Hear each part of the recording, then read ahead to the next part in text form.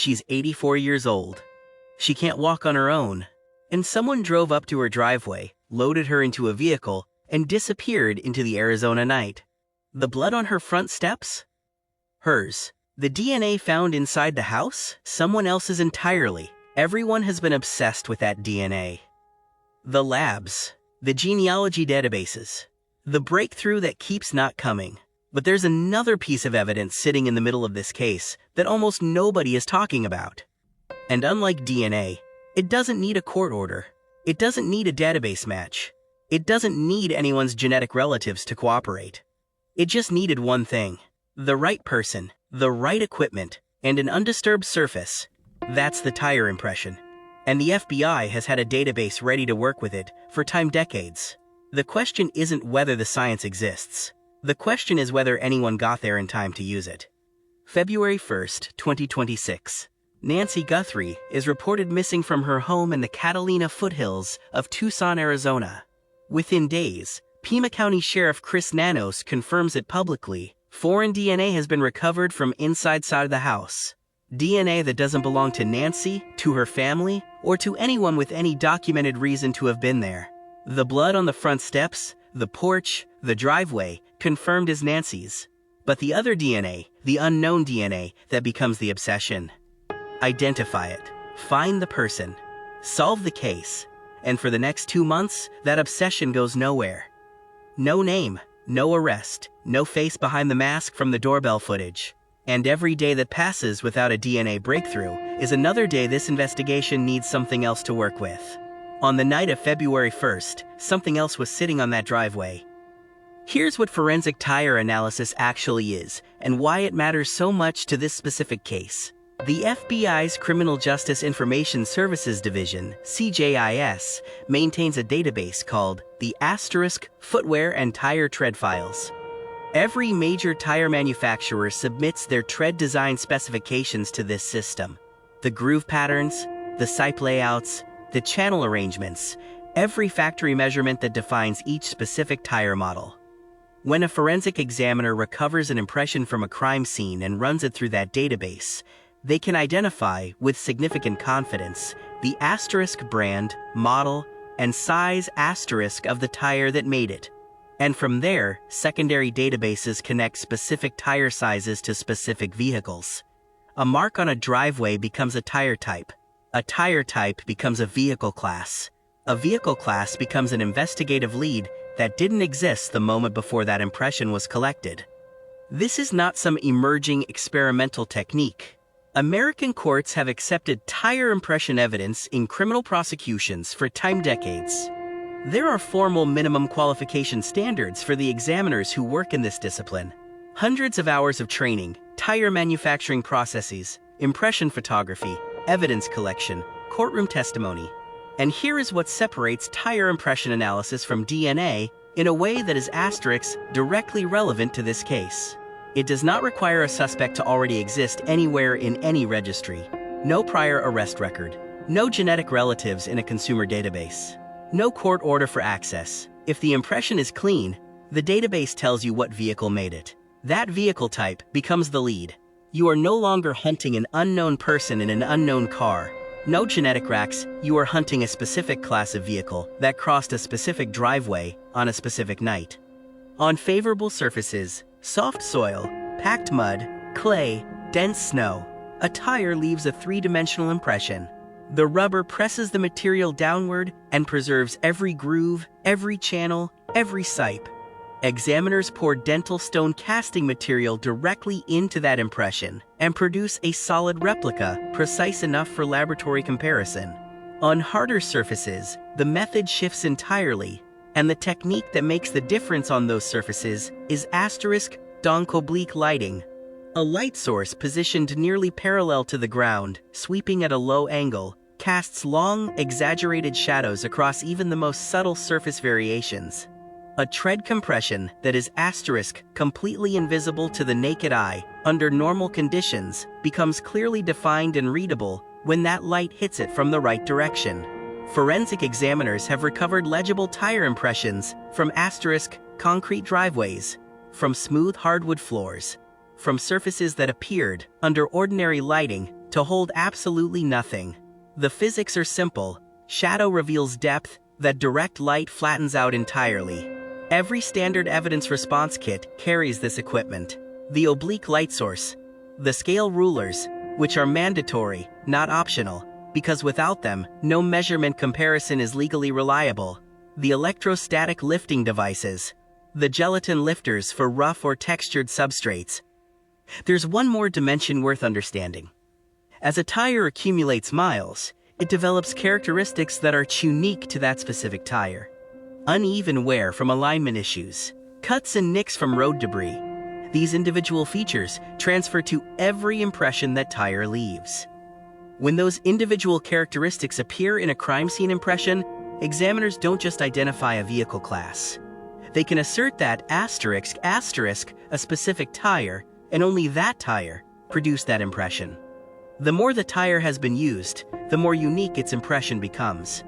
That science was working in the investigators' favor, and against whoever drove across Nancy Guthrie's driveway that night. The science was ready. The database was waiting. Now we need to talk about the asterisk surface. On day 67 of this investigation, Brian Enton sat down with Maureen O'Connell a retired FBI special agent who spent her career on the Bureau's evidence response team. This is not a podcast commentator.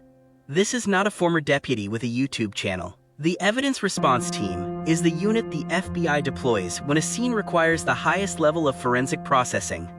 These are specialists. Now, people whose entire professional function is to arrive, identify every category of evidence a scene holds, document it with precision, and collect it in ways that survive federal prosecution. When Maureen O'Connell speaks about what a scene should have received, she is not offering a personal opinion. She is applying the standard her unit was built to enforce. And the first thing she did when aerial drone footage of Nancy Guthrie's property became publicly available? She looked at the driveway.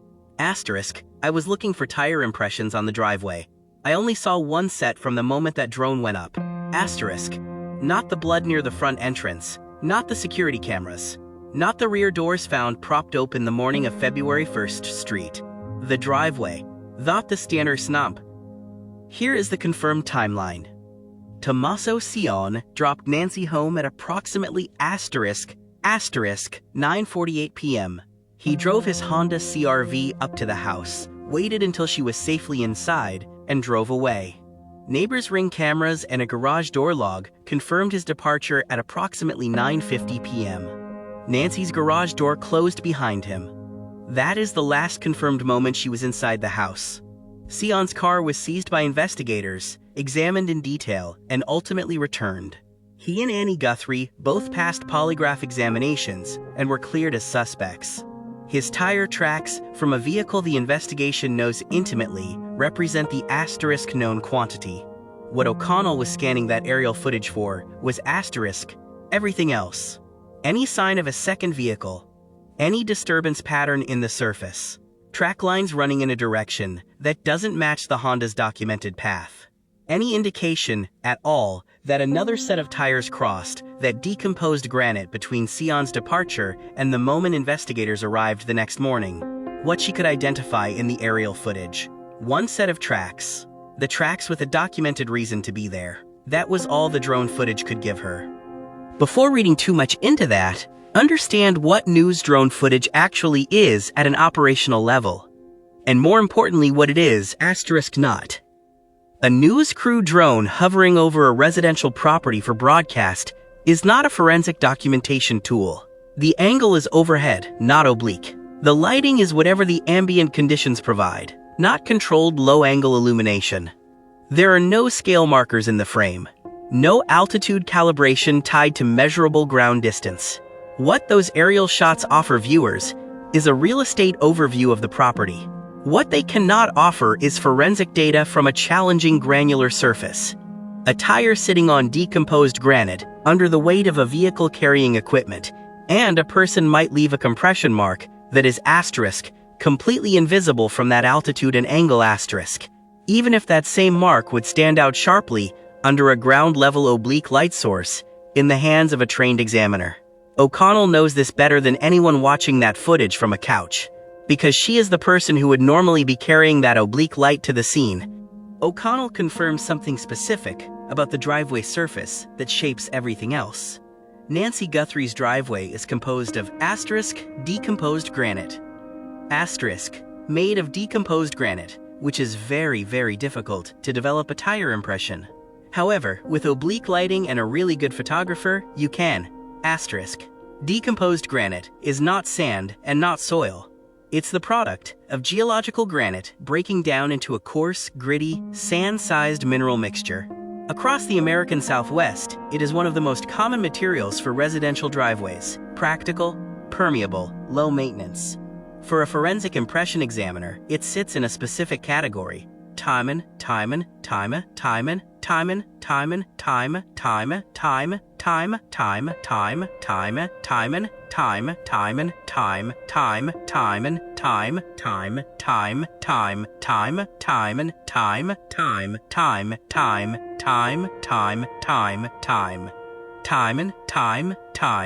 The challenge is that the granular particles compress under vehicle weight, but they don't hold the precise edges of tread grooves the way softer materials do.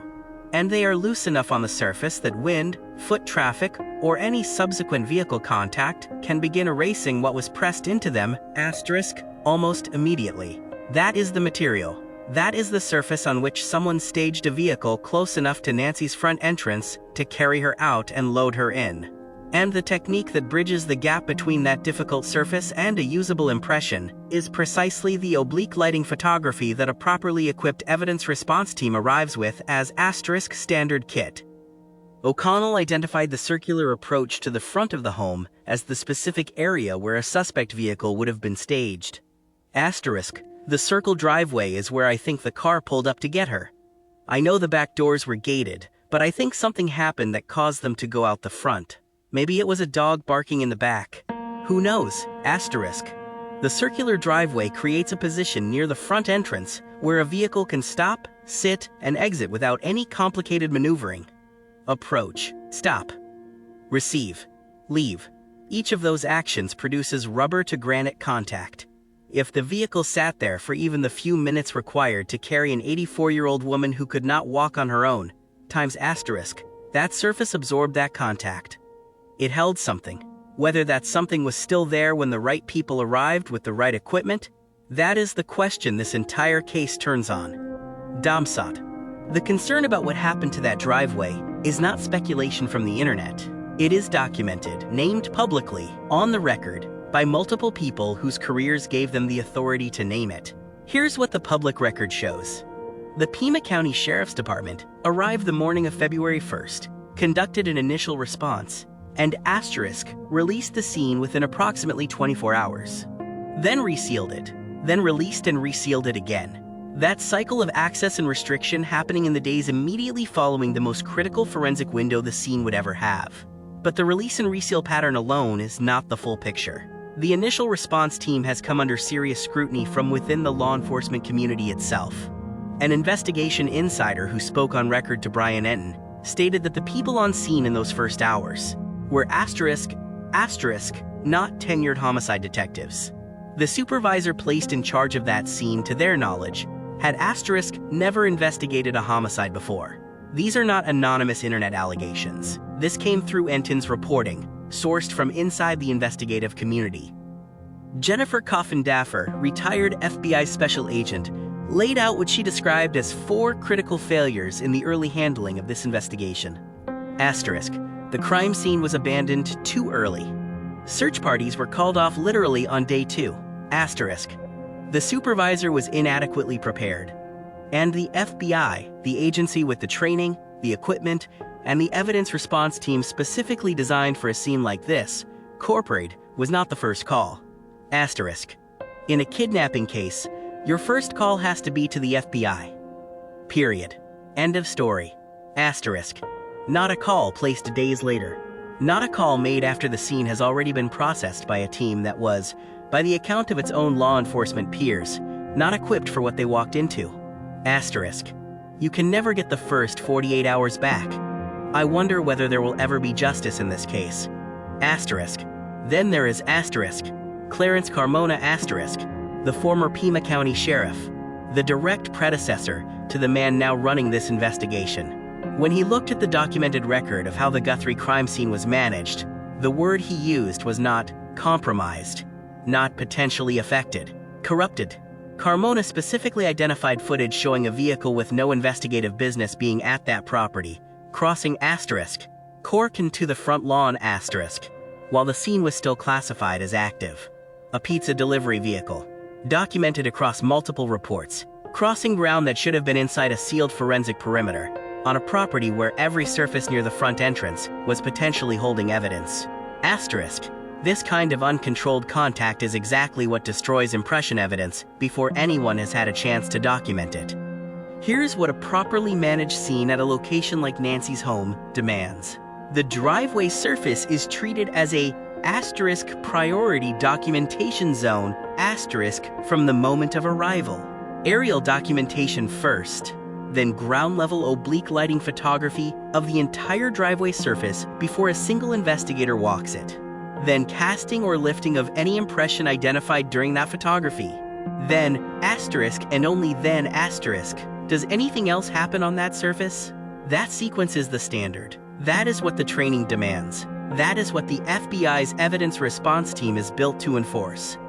Whether that sequence was followed at Nancy Guthrie's circular driveway in the early morning hours of February 1st, by a team that was not tenured in homicide, whose supervisor had never run a homicide scene, that question does not have a public answer.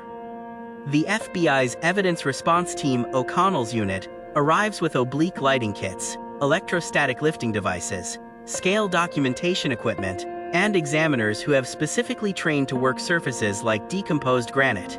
But the FBI was not the first call. When the evidence response team eventually arrived, they were arriving to a scene that had already been initially processed by a less experienced team. Released at least once, subject to contact events, a sealed perimeter would have prevented. The window for clean impression collection on that circular driveway. The window that opened the moment the suspect's vehicle rolled off that surface. Natuli have been closing before the first person with the right training walked through the gate. Forensic impression evidence on decomposed granite does not wait. Wind shifts it. Foot traffic scatters it. Other vehicles erase it. The science that could have read it, team of a moment until the moment Natuli arriveway, does not work on a surface that has already been overwritten. More than 13,000 tips have been reviewed. The blood at the front door, the porch, and the driveway, confirmed as Nancy's.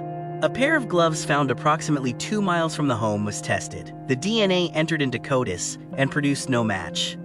Surveillance footage of a masked individual approximately 5 feet 9 inches tall, carrying a 25-liter Ozark Trail hiking backpack, has been publicly released. A forensic artist produced and distributed a suspect sketch. Multi-agency operations extended across the Catalina foothills. Mexican law enforcement was contacted, given the property's location approximately an hour north of the border. FBI raids fanned out across the neighborhood in the weeks following the disappearance. And in the middle of all of that, the question of whether the driveway at Nancy Guthrie's home was properly documented for tire impression evidence, in the hours when that evidence could still be captured, has been almost entirely absent from public discussion. The ransom notes got attention. The masked suspect footage got attention. The DNA mystery got attention.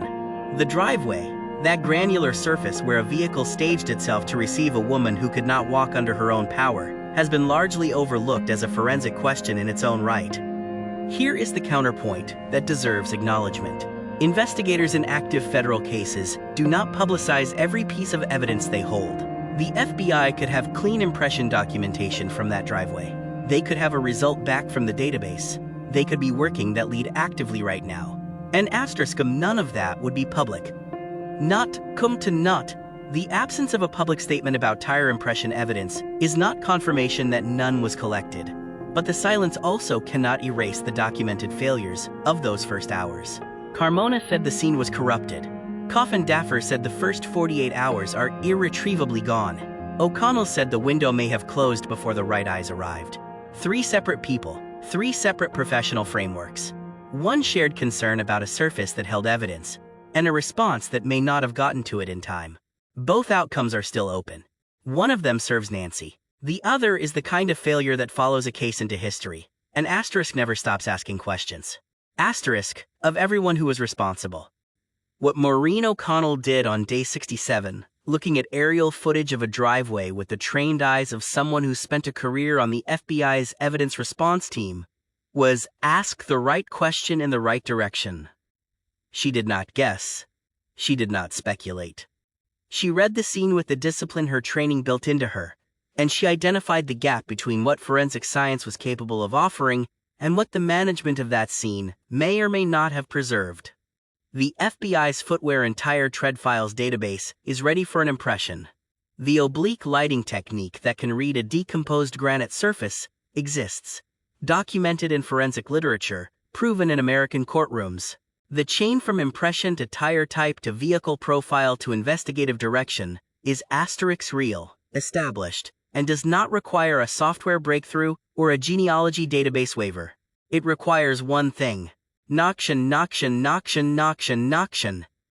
If investigators captured that print properly before the surface was disturbed, with the equipment and training the moment demanded, then that evidence is somewhere inside this investigation right now, doing work the public hasn't been told about. And that would mean the driveway gave up what it held when the right person finally stood in front of it with an oblique light in hand. If they did not, if the door opened and closed on that evidence window before the FBI's evidence response team was through the gate, then the most immediately actionable forensic evidence this scene had to offer may be gone. And the tire that crossed that driveway pressed its tread into that decomposed granite and carried Nancy Guthrie away from everything and everyone she knew is still out there somewhere. Unidentified. Unmatched. Unknown. That is the weight Maureen O'Connell was carrying when she looked at that footage. And it is the weight this video is asking you to carry too. Nancy is still out there. Her family is still waiting. The investigation remains open, and the driveway has not given up its answer publicly. If this video showed you something the mainstream coverage hasn't, share it. Memes? Every person who understands what was at stake at that scene is one more person who refuses to let this case go quiet. Drop your answer in the comments. Do you believe tire impression